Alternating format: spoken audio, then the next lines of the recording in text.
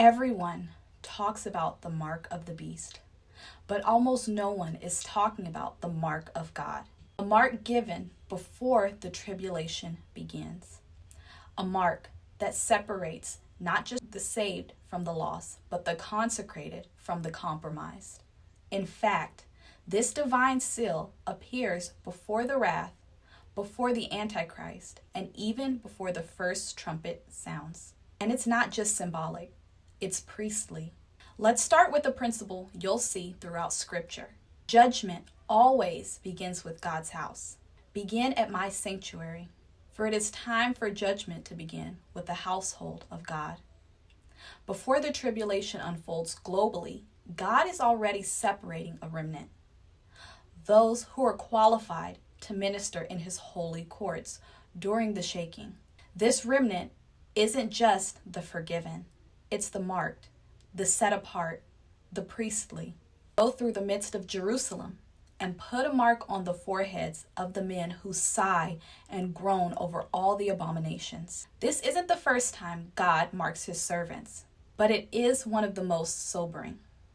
Those who weep over sin, not just feel bad, but carry holy grief, are marked by an angelic scribe.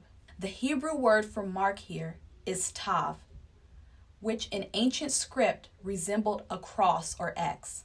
Scholars believe this was no accident.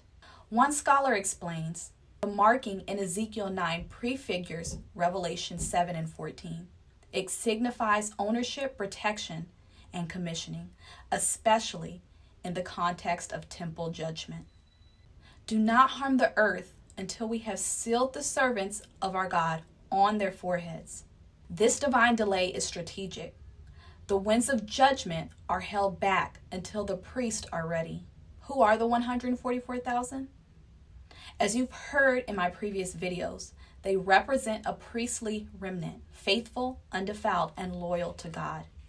The sealing echoes Aaron's golden plate in Exodus 28, which said holy to Yahweh, which was bound to the high priest's forehead.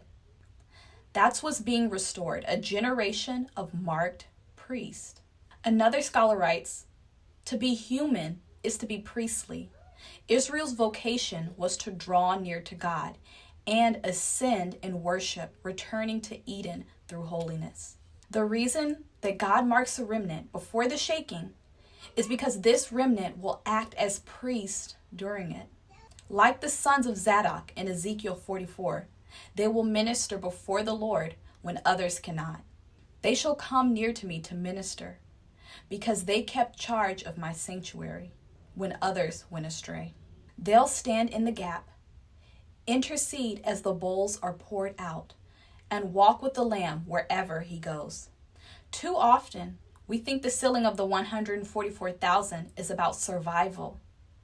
But in apocalyptic logic, the mark always reveals function. In Revelation 14, the marked ones are virgins, undefiled. This doesn't necessarily mean literal celibacy, but priestly purity. They're following the Lamb, singing a new song no one else can learn. This is liturgical language. It's temple priesthood language. One scholar comments this connection. Heavenly beings, especially angels and high priests, are often portrayed as marked, clothed, or anointed for sacred access to divine realms. This is echoed in Revelation's imagery of the sealed remnant. So, what does this all mean for you? Are you weeping over the state of the church? Are you experiencing divine discontent?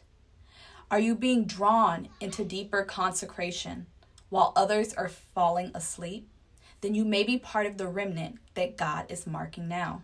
Because the real question isn't, will you make it through the tribulation? The real question is, will you be found worthy to minister in the presence of God during it? That's what the mark signifies. Not escape, but entrance. Let's be clear. This mark is not just a badge of identity. It's a consecration for cosmic ministry. Another scholar writes that in Jewish apocalyptic thought, those who are sealed or glorified are not merely saved, they are transfigured into heavenly priest kings who participate in divine governance. He argues that the glorification of the righteous involves their assumption of angelic priestly roles, suggesting a recreation of the heavenly temple order through a purified remnant. This means that what's happening is not random spiritual stirring. It's God reordering his temple. In the heavenly blueprint, only the marked may enter the Holy of Holies during crisis. Only the sealed may sing the song of the Lamb on Mount Zion. Only the consecrated may pour out incense as bowls are poured out on the earth. Another scholar even observes that the 144,000 function like an eschatological Levitical choir, their new song symbolizing the liturgy of the age to come. So, if you're sensing a call to deeper holiness, a grief over compromise in the church, a pull away from entertainment into intercession, you're not imagining it. You're being drawn into the priesthood of the last days. This is not about escaping what's coming. It's about being entrusted with access during what's coming. And that means that the sealing is not just for safety, it's for service to God. If this opened your eyes, and if you want deeper intimacy with God, subscribe now and watch this video next, and I'll see you there.